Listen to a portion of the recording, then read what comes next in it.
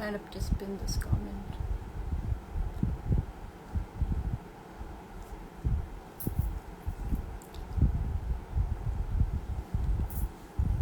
Hi everyone, I'm Supriya, and today I'm going to be talking to Shaan Dasani. He is a multi-hyphenated actor, writer, producer, all-round creative force. As a transgender male, he has led the path and is actively working towards the discussion on new ideas of masculinity. We talk on diversity, inclusivity, and the role society and community can play for everyone to coexist. Let me just try and get Shaan. Just trying to get him. Shaan, do you want to send me a request?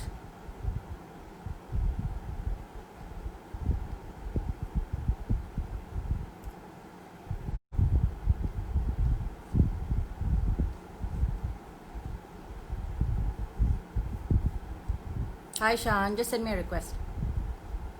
Hi everyone.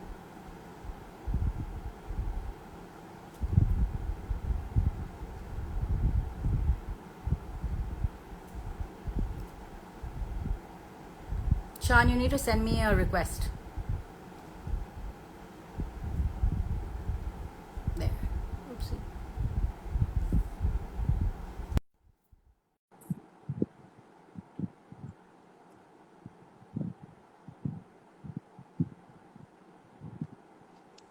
Hi Jonathan. Hi. Hi there, how are How you? are you? Can you hear me okay?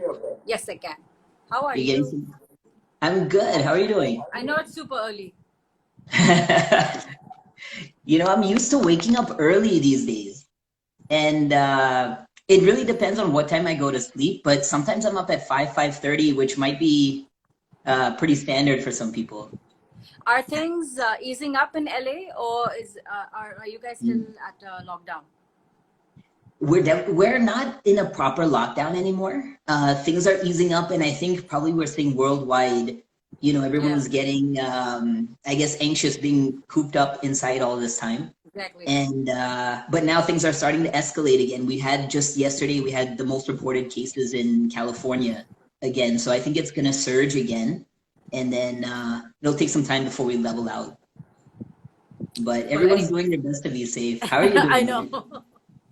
I think you have to find ways to, I think, communicate, talk to people that are interesting. I think more than anything, otherwise it's just going to go make you cuckoo. Yeah, it's definitely true. Yeah, some friends who have also been staying isolated, we might get together because we know both of us are isolating. So then we'll take Yeah, measured risks. You yeah. have to find a way. My family, actually, my brother-in-law called me yesterday. He said, "When are you coming?" So they live on the other side of the country, and by plane, it's a 6-hour flight. By car, it would take me 5 days to drive there. And so I was telling him, I rather actually drive than take a plane. It's So safer, no? Yeah. yeah, yeah, we'll see. Well, But anyway, let's India, start. let's start. Yeah, sure. So tell me, I think you were raised in North Carolina. You grew up Mhm. there.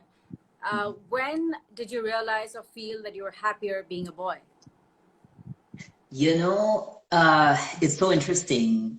I think for most kids, when they start understanding the difference between genders, they're looking at Hmm. their parents, and most of the time we're about 3 years old. We're very, very young. Yeah, And I then we remember start seeing that. registering that, and then we get a sense of who we are, 3, 4 years old. So I was 3 when I thought, oh, I'm a boy. It was a no-brainer for me.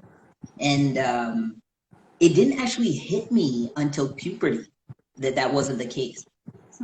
I knew anatomically there was a difference, but I didn't. I just thought, when I turn into an adult, it'll all change. The clothes that I'm wearing, everything it'll match.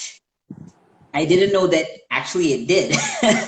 It did turn out that way, but it was a long journey to get to this point. So, And how did I mean? How did you realize that you have two siblings, right? You're in the middle. I'm a middle child. I have an older sister and a younger sister.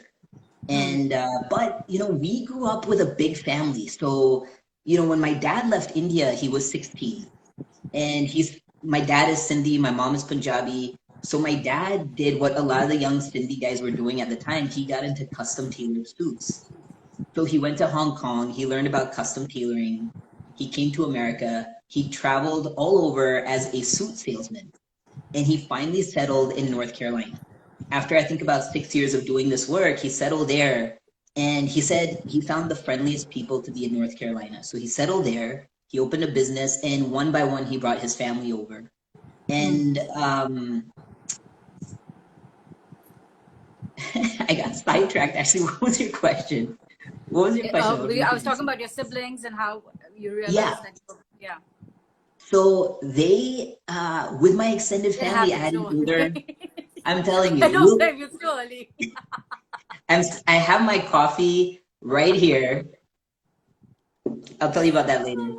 But my older cousin was about 3 years older, so I always looked at him like my male role model. And my older sister is only 1 year older, so I looked at her as my female role model. So I would look at the two of them. I knew the expectation was to be more like her, but I just felt like I was like him. I knew it internally, but I didn't know how to express it. And so for kids, when you're a young girl, it's socially okay for you to present like a tomboy. So I knew I could be this tomboy, rough, rugged, keep my hair short, wear t-shirts and shorts. I knew nobody would say anything for a while. If I had been a boy wanting to wear dresses, that would have been a different story. And it's unfortunate, I feel like kids should have that freedom of expression, but yeah, I kind of, just as a little tomboy, kind of could get away with it for a little while. How was it, talking to your parents as you grew older, talking to your parents, your siblings, getting them to understand what you felt? So the first thing that I realized by puberty, when I realized that my body was, not going to change magically to being a boy, it was just a very scary time. And I think around that age, kids start to feel, they start to understand their feelings also in terms of who they're attracted to. And so I was attracted to girls. And so these things actually are not related, and we can talk about that in a bit. But I knew that I was not physically a boy, and I knew that I was attracted to girls. So I didn't know any of the words at that time. I never heard transgender. I never heard lesbian or gay or anything. And really, people weren't talking about it.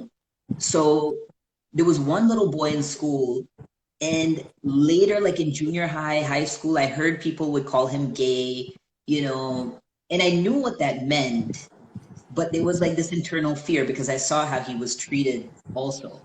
And so there was this fear, what if people find out about me? Yeah, So I was going to ask you, how was school? Yeah.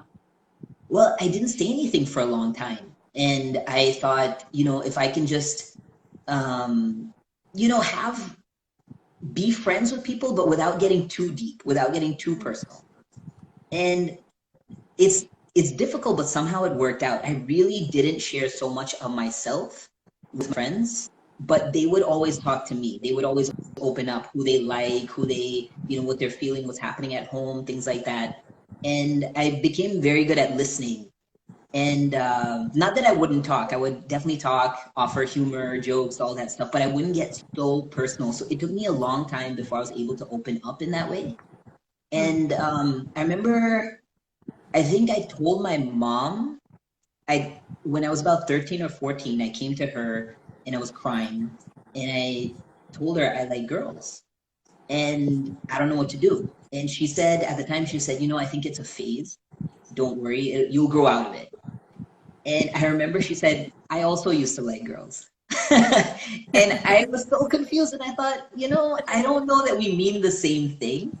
And I think really as a parent, you don't want to see your child going through so much. And I think she told me that just as a way of comforting me.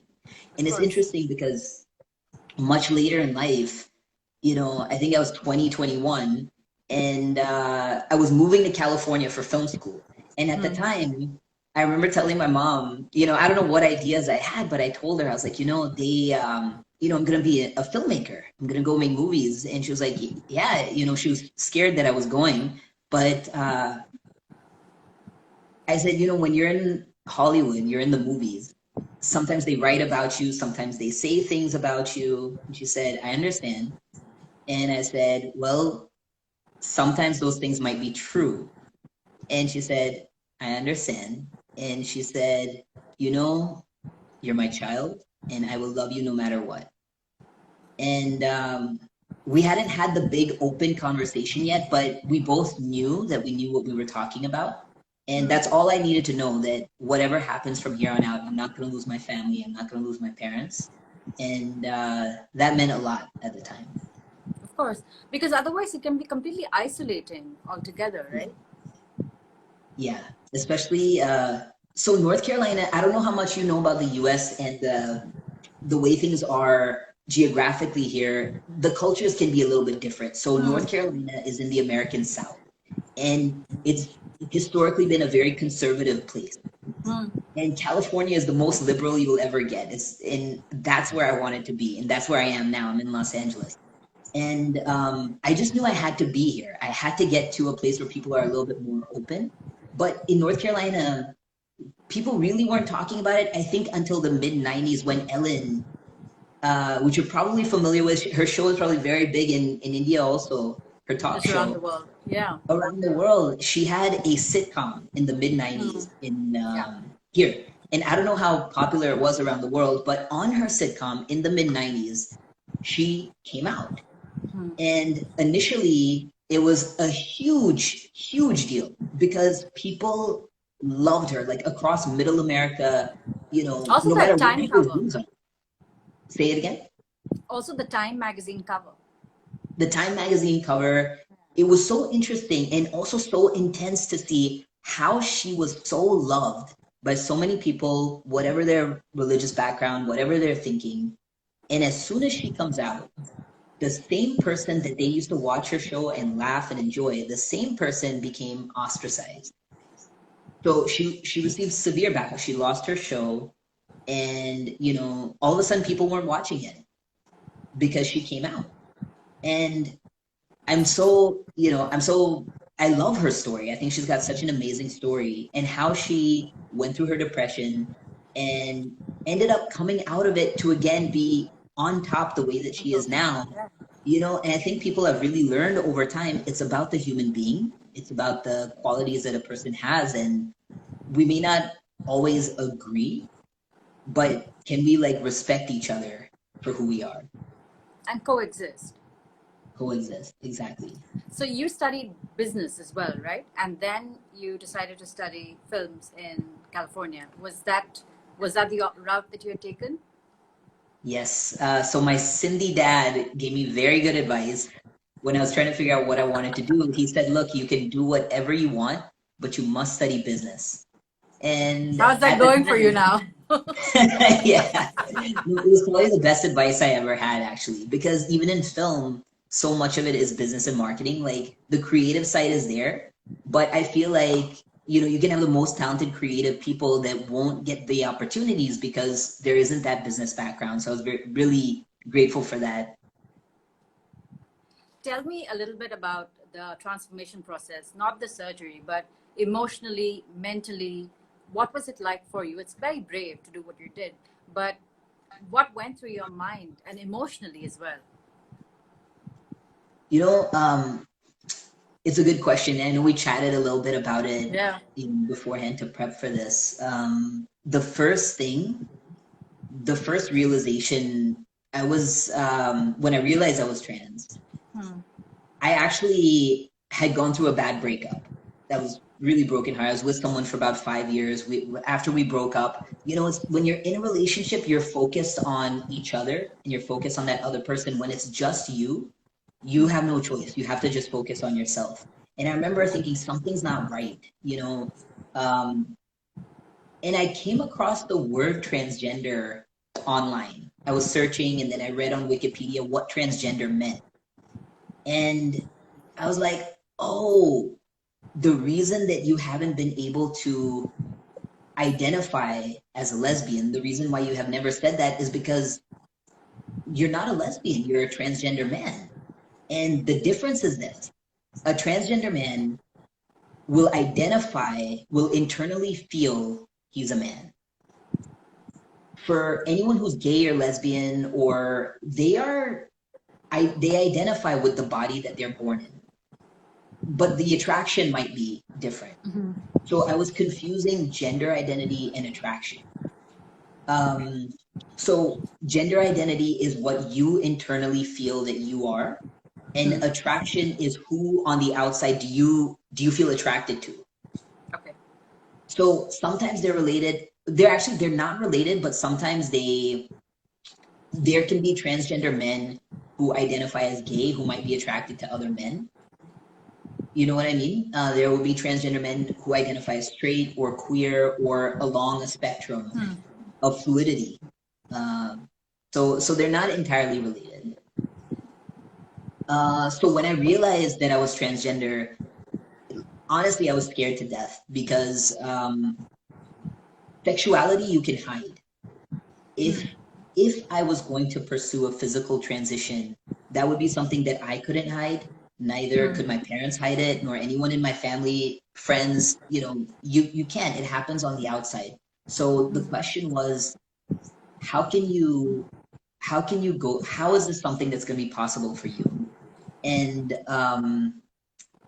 I really sat with it for about a year. Every time I read or did research or got any books about transition, I would get scared or nervous. I would put it away for a few weeks, but the thoughts were still there, and it just wasn't going away. And I think that's what it is when there's something so true to who you are. It doesn't go away just because you put it in a closet and forget about it. Yeah. You can't.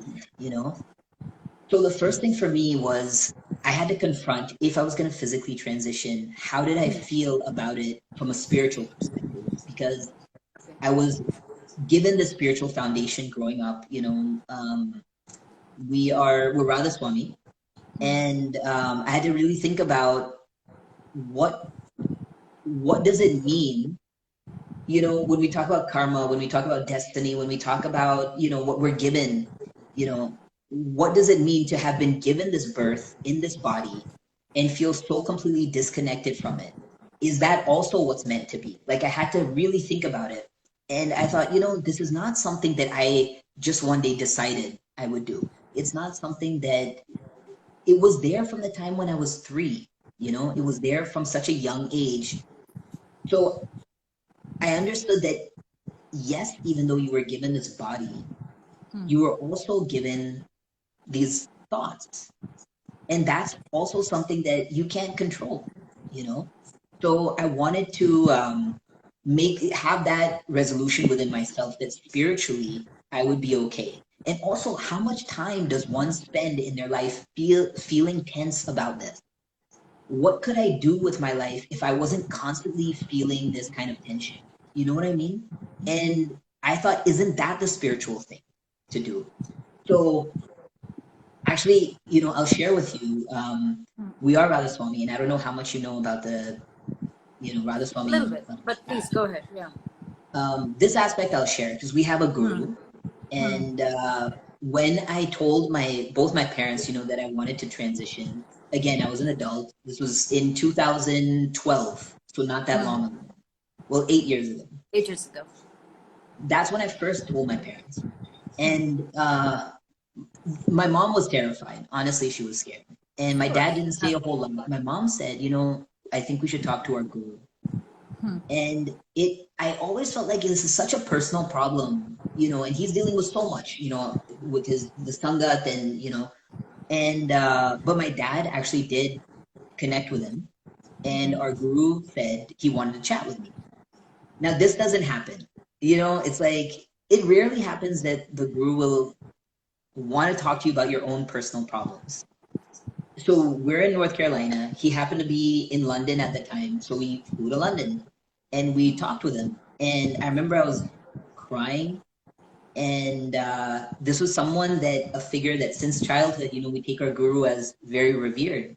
And I had written a letter. I didn't want to forget what I was going to say. And I wanted to make sure both my parents were in the room because whatever he's going to say, I don't want to misinterpret that. Of course. And I didn't want to come out of there, my parents tell me, you didn't hear that correctly or anything. So we went in together, and I was so scared that he was going to say, this is wrong. You shouldn't do this. Yeah, I was really scared about that. I finished reading this letter that I had written. I was crying. And the very first thing that he said was, I think if you decide to move forward, I don't think too many people will have a problem with that. And I was shocked that it was so casual and easy. And several times my mom said, can you just please explain? No, that this is wrong. This is wrong. And by the third time he said, listen, I really don't want you to put it in your child's mind that this is a question of right and wrong. No matter what action we take, there are going to be consequences. But this is a choice that this person wants to make if they want to choose to move forward on a physical transition. And I was blown away. And I knew, like, I could feel my mom being afraid, but I knew in that moment, it'll be a matter of time. This is new for her. At some point, it'll be okay. And my dad was quiet. He didn't say a whole lot. When we walked out, I was laughing. I was smiling. I couldn't believe it. And I hadn't decided yet if I was going to physically transition or not. I just knew that if I did, it would be okay. That comfort was there. And based on that, my parents, it took a little bit of time after that. And when I started taking the physical steps, it was still challenging for my mom, but she got there, and she's very much there. She hates my beard. She hates my facial hair. But what about your sisters? They've been great. They've been phenomenal. What's funny? My younger sister, I'm very, very close to her, and she, I'm seeing all the hearts. Thank you for sharing. Thank you for listening. And Shaan, thank you so much. That's very sweet. My younger sister is 4 years younger. Hey, Jonathan. my younger sister, we're very, very close, and she's so supportive. When I told her, she was very chill about it. My older sister, actually, she is a physician's assistant in endocrinology. Okay. So endocrinologist is the doctor, that is a medical professional you will see when you're wanting to take hormones.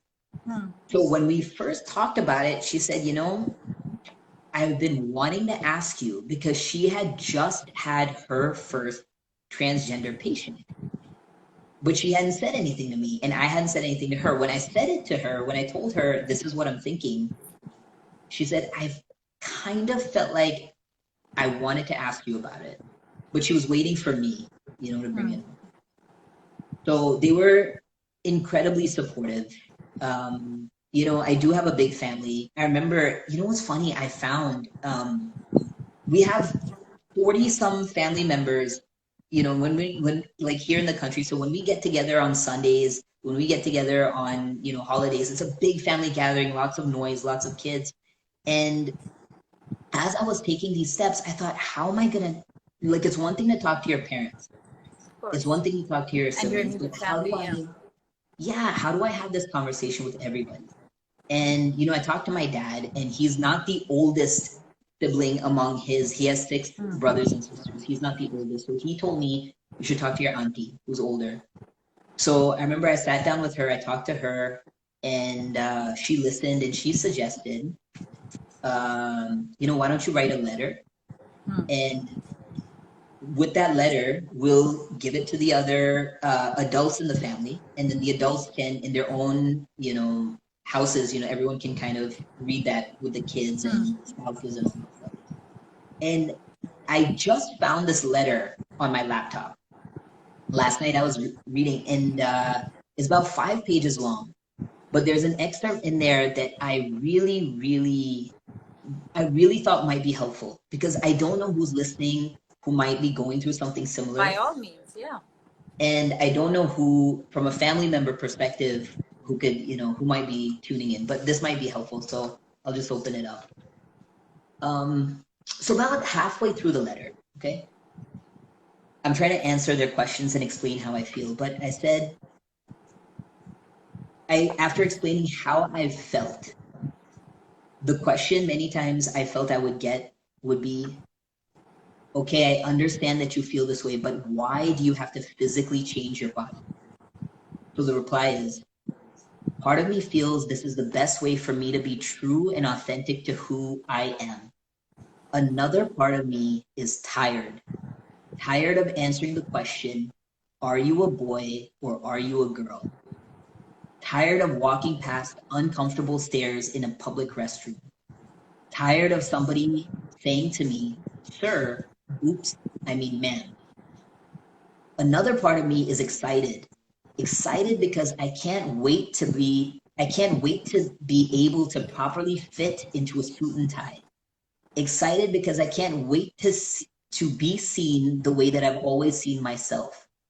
Crazy as it may seem, I look forward to having a beard and facial hair, muscles, and being consistently called sir. Not because there's anything wrong with being a girl, but just because I have never felt like one.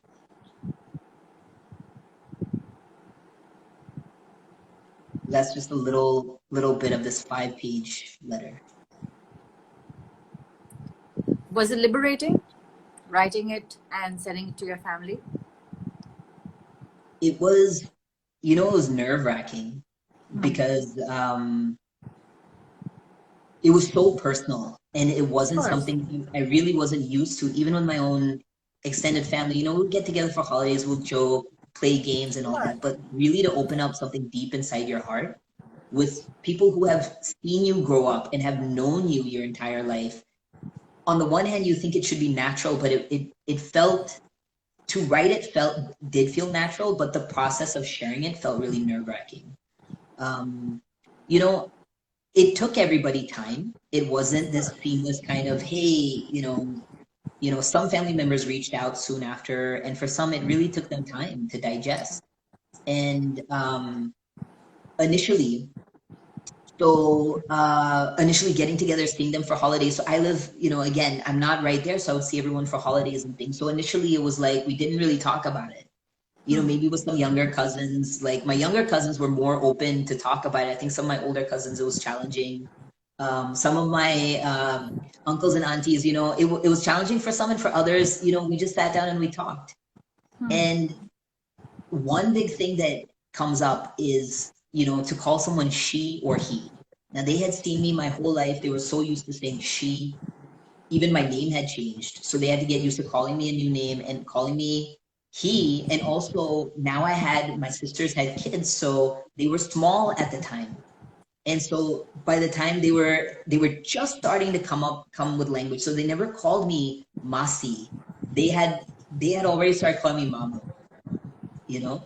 So now they're actually at that age, 11, 10, 9, 8. They're at those ages where it doesn't register for them. But at some point, as their maturity develops, I do want to talk to them because they're going to go through their own things in life. And I want them to know, whatever it is, however you feel, you're going to be fine. You're going to be loved. Your family will always be there for you. If our family could accept this about me, whatever you're going through, we will love you and support you. I want to ask you about your name. Tell me, how did you decide Shaan? It's a good question. So Shaan means pride, to be proud of who you are. And did it take you a while to come up with your name, or was it immediate? My parents' name, and my dad's name is Rajan. My mom's name is Simi. And and all of my sisters, we all had names that start with S. So my parents said, when we were deciding on names, we said, if we have a girl, we'll name her with S. If we have a boy, we'll name him with R. So initially my thought was, when I change my name, I'll change it to something that starts with R. But I didn't like any R names. I didn't want to be Rajan Jr. I was like, no, I'm creating my own identity. You know what I mean? And it's like, it was a very beautiful, it felt very beautiful because for so long I'd been trying to be someone else, that in this, I thought, no, you have to find who you are now. That's what this time is about. So don't come up with Rajan Jr. Like, let's get, And also, the more I thought about it, having a name that started with S to honor the way that I grew up, being socialized and conditioned to be female, there was something really beautiful about that, because I think like girls are taught empathy and it comes naturally, I think. And maybe I'm making a generalization, but I think there's something natural about it for women, you know. And I wanted to honor that. I didn't want to ever just say no, that side of me is gone and now there's this new side, because I didn't want to feel divided anymore. I wanted to bring it all together. That part is also a part of who I am. So I thought having a name that starts with S will really honor that. And so as I was going through the S names, you know, I think it wasn't until I read what Shaan meant, until I saw that it means to be proud of yourself, that it really resonated. And I just thought, you know, every day when I say my name, no matter what I'm going through in life, no matter who says anything to me, remember your own name, that you have to be proud of who you are, which also teaches you to be loving to yourself, no matter what anybody else is doing. And so, it really meant something. It really meant something deep to me to choose that name. Let's talk about empathy. And on a societal level, it's important to impart some level of empathy across communities, and in particular, a level of understanding for the LGBTQ community. What do you feel are the basic ways that one can teach people to live with some sort of empathy? How can one learn to live that way? I think it's a difficult question, because I think the world would be a better place if all of us had more empathy. But I think it actually starts with being a good example.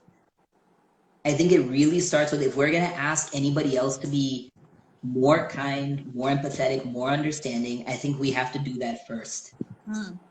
That's start from us. Yeah. It's so challenging, because we're, especially here in this country, we're particularly divided right now.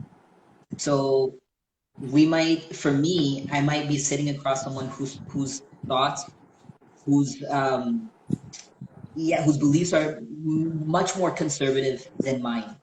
And my first thought might be, okay, they don't like me, so I don't like them. But if that's how I might think, they're going to be thinking the same thing. So I can't ask them to change or do anything differently until I can figure that out for myself. Yeah. So, yeah, I think it is really about coming together on common ground. Maybe first, maybe we can forget the differences for a second. Yes, they're there. Can we just have a conversation on everything else that we connect with? Because for human beings, everyone has the same basic needs, the same basic things that we all want. Everybody wants to be happy. Everybody wants to be acknowledged for who they are. And it sounds like such a simple thing, but we haven't gotten there yet as a society. And I think it's time we really, you know, we have to start from within it. How inclusive is, I mean, you're in LA, you work in the film business. How inclusive is the film business? You're a South Asian transgender man. Do you feel that the very idea of a leading man is changing, or are we going in that direction? What is it like? What is your experience? I think we're changing. I think we're getting there. And there's so many people here there who are really using social media, using the platforms that we have now to speak up and say something, and it's making a huge difference. Change doesn't happen fast enough sometimes. You know, we want to see these things happen in one go, but I think it is happening. You know, when I was getting started, let's see, I started acting. I was in production before that. So when I started acting was in 2014 is when I did my first theater production. So I was doing theater first, and then I got into commercials. When I was going through that process, I took, you know, classes, lessons, all that stuff. And when I was sitting down to meet with different agents and getting signed with my first agent, you know, I thought, how do I, in 2014, there still wasn't tons of visibility for the trans community. And I looked like this. So a lot of people didn't really know, unless they were to Google me, they didn't really know that I was trans. So I thought, when I'm meeting with agents, should I tell them or should I not? And at the time, I was going for commercials. So commercials, you know, 30-second commercial, 1-minute commercial, it hardly ever comes up. Someone's gender identity, it's not about that. Commercials are 9 times out of 10 about the product, about the look, that kind of thing. But I didn't want to sign with an agent without them knowing that I was Yeah. trans, because if it would ever get in the way, I wanted to know upfront. So, again, you're talking about something that feels very personal. You're at a professional meeting, but with someone that you're meeting for the first time, sitting down with for the first time. But I did disclose to them. I had a couple of different meetings, and I signed with the agency that said, their reply was, I said, look, I'm transgender. I need you to know that up front. If there's any issue, with having me on board, I'd like to know that. And they said, well, how would you want us to send you for auditions? And I said, well, how would you like to do it? They said, well, we'd like to send you out for any audition that you look the part for. And I said, that's perfect. That's what I want. And I knew at that time, I was like, that's the right company to work with. Yeah. And just that wasn't that long ago. And since then, there has been so much progress and so much more visibility for the trans community in entertainment, in media. It's been mostly for trans women. And now you're starting to see more and more trans men come up as well. So I think it's going to continue to shift and evolve. The storylines have also continued to shift. I was going to ask you, yeah. Yeah, and we're getting a chance to, not just in front of the camera, I think we're getting more opportunities behind the camera as writers, as directors, as editors, and we need more of that just to make sure that the stories continue to represent in a positive way. And in many ways, you're also leading the path for newer ideas of masculinity. And we're sitting in 2020 now, and you'd think that this would have already happened. But I feel it's like a slow and steady progress towards that, right? It's constant. It is a constant thing that comes up. Sometimes it surprises you because you're just living your life. So my interactions with other men, I didn't have tons of male friends in school growing up. And I had more female friends, and it's so interesting now to see how in conversations with men, part of my brain is constantly like listening so I can think about where can I, again, empathetically offer a different perspective. And I'll share this one story, not too long ago, I was with someone I was dating, and she would drive a scooter, right? And so 2 helmets, right? And the guest helmet was this pink helmet, so that's the one I would wear, right? And early into the dating situation, we went out to eat. We went to a restaurant, and I don't know if we were holding the helmets or not or whatever, but anyway, the host who was letting us into the restaurant, he saw the helmets and he said, hey man, to me, the young guy must have been in his 20s. He said, hey man, cool helmet. What kind of bike do you have? And I said, oh, it's not my bike, it's hers. And he said, she drives? And you sit on back? And he said, how can you let her drive? And I was like, okay, listen. This was an opportunity. I didn't want to make him embarrassed, and I didn't want to, dig on him too hard, but I did want him to learn from that moment. So I said, hey, listen, what do you mean let her drive? Like, why should, it's her scooter. Yeah. Like, of course she's gonna drive. So I said, I have no problem, with her doing whatever she wants to do. And he said, huh. He's like, okay. He's like, so you write on back? I was like, yeah, I write on back. With confidence. Look him in the eye, tell him with confidence, and he kind of like, because it's not about, these archaic ideas are so ingrained sometimes that in our subconscious, and we don't see these things challenged as much. But as we start to see, especially now he didn't know that I'm trans. He doesn't know me. He perceives me just like him. So I think it's even more powerful to see a guy who's confident, who you relate to, who has an open way of thinking, and really saying, oh, that's cool. I can be like that too. There's no reason I need to hang on to these kinds of thoughts or beliefs, That's just one example. And I don't always get it right. Don't get me wrong. I don't always get it right. What are you working on these days, Shaan? Sure. So So I have a couple of projects that I'm developing. One is an unscripted show, and it's a show about, at its heart, it's a show actually about coming together and growth and transformation. So we take an adventure. Say I was sitting with you and I said, Supriya, you're busy, you've got kids, you're running a business, you're running a company. Tell me something you've always wanted to learn. So tell me something you've always wanted to learn. How to make a croissant. How to make a croissant. The perfect croissant. Okay. So we will find the world's best croissant maker, and we will teach you how to make a croissant. All right. Now, on the show, this would take a week. But in reality, I'll find maybe something simpler. we would work together. So you're basically learning anything in 24 hours. The idea is you would learn something and you would go through a process of growth, change, and transformation.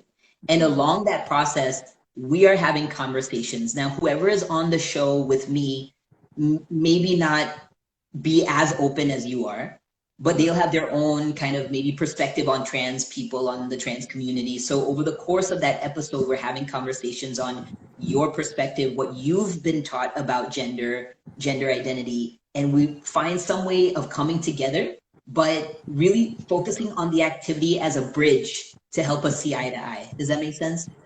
Yeah. So that's one of the shows. That show's called Born to Transform. We're developing it right now. Jonathan's on the call as well. And this is cute. True. Yes. Let's make a note, Jonathan. The croissant. Yeah. And I'm also, I've been thinking so much about, climate change, the environment. And I know you do a lot of stories about that. I was seeing on your online edition, you have so many entrepreneurs that are doing something to help the environment with their companies and their businesses.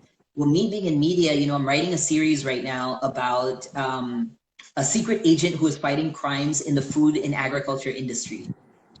And the reason why I want to take that approach is because, I've seen so many documentaries about I can just see my husband writing, you've been waiting for croissant for 9 years. Say it again. Oh, croissant, nice. Oh man, we've got a lot of croissant fans. I think we've got to do it. Oh, we have to make a croissant without egg also, for people who don't do egg, or ghee without butter. Maybe the vegan croissant. It'd be tricky. Well, I was going to start with the basic one. Let's start with the basic one. So the show is about, the show is about fighting crimes in food and agriculture. And in watching tons of documentaries online, most of the content that was out there was really scary to me. Like, you see all these problems happening with the environment that it feels like, now what do I do? I know all the problems, but what do I do as just a person living on this planet?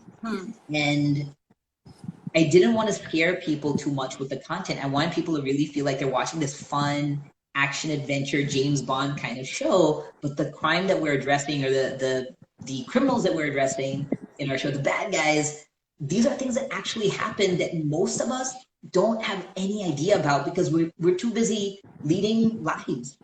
So it's like any decision that you make at the grocery store, now I think so hard about everything that I pick up. Is it organic? What pesticides were sprayed on it? What ingredients are in this?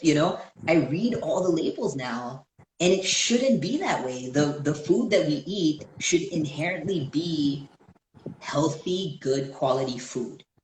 And I think as a society, as we make more of a push for that, the more we'll get there, because corporations and businesses will always do what's profitable. They'll always do that. So if we're asking for it, if we're demanding it, then at some point it's going to lean more and more that way. So the show is really about like having fun with the things that are actually happening, but educating people also on the things that are happening with our food and the environment as well. Oh, nice. Are you writing it right now, or are you putting it together? What stage are you in?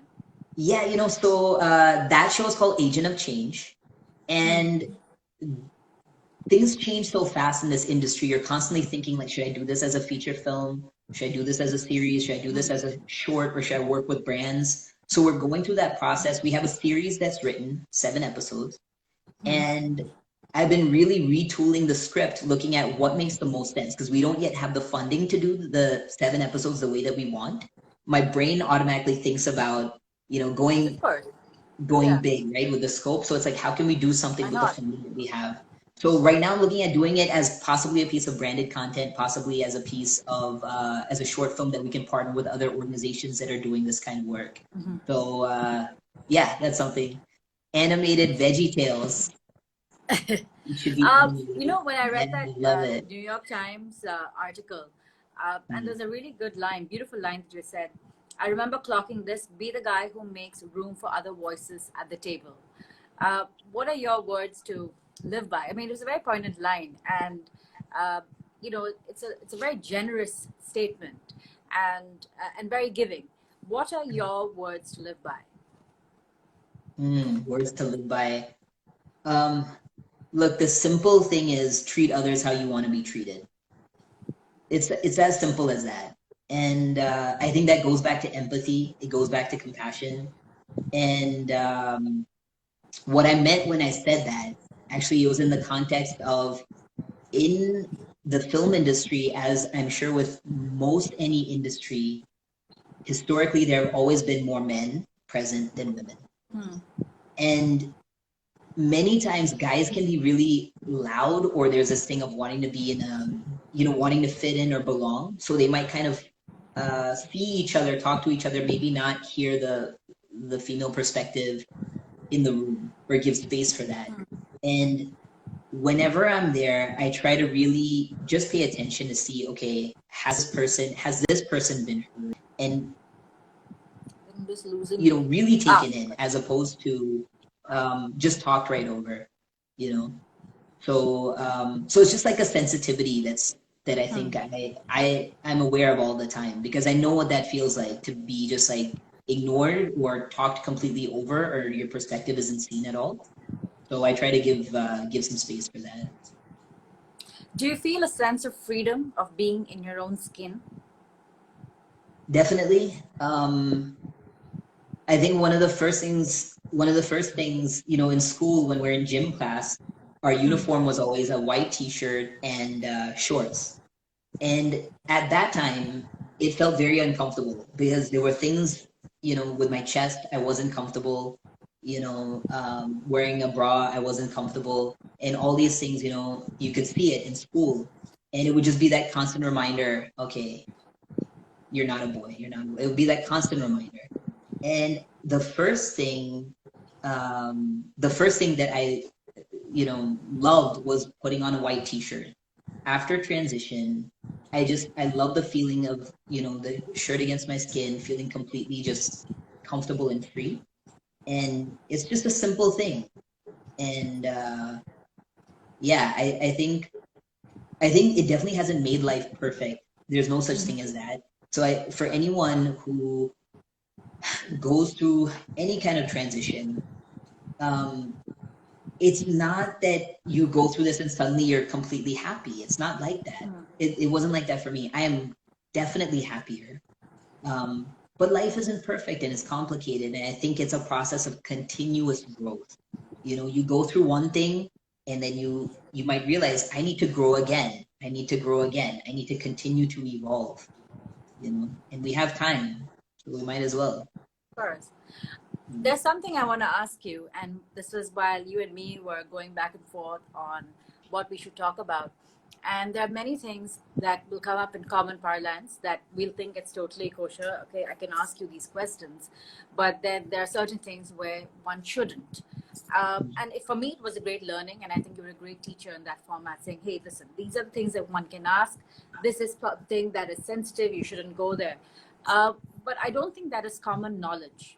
It's Sure. not something instinctively that people will think about, not because they don't want to, it's just that they don't know. In my case, it was also ignorance in many ways. So Sure. I want you to explain to people who are here, what are the do's and don'ts? What kind of questions can one ask? I know, you can get personal, but the fact is there are certain lines where one doesn't want to be reminded of a certain memory. Do you want to touch upon that a little bit? Sure. And thank you for asking, because I think this is an important conversation to have. people will sometimes ask, I think the key things are about surgeries, about what was your name before, things like that.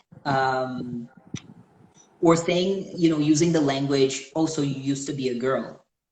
Now it sounds like something like, why should I not say it? Wasn't that the case? Our language and the way that we've talked about things in these last few years has continued to evolve. And I think we're all in a process of learning about this. So first, the surgery is probably the most obvious thing. So we'll start there. So when somebody says, that they're trans, and the first question that's asked is about surgery from somebody else, then it's like, historically trans people have not, it's like people won't necessarily validate you in your identity if they know that you have or haven't had a particular surgery. And there are a lot of trans people who don't have any surgeries, don't take hormones, but can still say, I use he, him pronouns, and this is the name I go by. And they should still be validated in that identity. It's somebody else shouldn't tell them, no, you haven't had this surgery, or you don't have facial hair, you don't do this, so I'm going to just keep telling you that, because that's not respecting that person for who they're saying that they feel they are. Exactly. Yeah. And so also, look, in this country, trans women have been at the end of a lot of violence, the recipients of a lot of violence. I say among trans men and trans women. It's not that trans men have not, but trans women have in particular at a disproportionate rate. And many times it's because, someone won't see them as a woman and choose to act in a certain way that's violent, or and so that's why we want people to know it's not about the surgeries that you've had. So let's not focus the questioning on that. Like, we have to start at that level. There's a great documentary out right now called Disclosure, which is on Netflix, which just recently came out, and they explain it beautifully. And it's important to watch it in the context, because then it makes sense. Okay. The more important questions are, how do you feel? Like, what do you need? What can I do for you? Those types of things. You know what I mean? Or asking about the experience of it, like you have. Like, those are the more important questions. So that's why we don't ask about surgeries, because it makes the identity of transgender limited to the physical, when that's not what it is. Though there is, of course, a physical component to it. Regarding the name, I say birth name, but many people say dead name. That's what's referred to. And the reason is because for some people, it's like, that part of me is dead and gone. That part of me is not there. When I'm called that name, so many painful memories come up, because we don't know what kind of things people might have faced before, So to hear themselves being called by the previous name can sometimes be very triggering. So for me, it has been, I'm at a little bit of a different place personally right now, but I'm like, this is who I am now. This is the name I go by now. It shouldn't be ever like this hyper sensationalized, wow, like you used to be this and now you're that. It shouldn't be that kind of thing, because then we don't see the person for who they are, which is their person first, Does that make sense? A little bit, yeah. Because I think we never realize these things when we're asking you a question, because we just think it's common parlance. It's, okay, fine, this is how. And it's not because we're insensitive, but I just think it's ignorance more than anything. My last question to you is, I know you wanted to discuss a little bit on the history of gender roles and identity in Hinduism and Islam. Do you want to touch upon it a little bit? I'm still learning so I know much. you've been reading a lot about it. Yeah. No, it's interesting because, and you may know way more about this, but in Hinduism, when deities and gods and, different figures are, you'll have gods who have both male and female aspects, and you'll see the masculine and feminine so intertwined.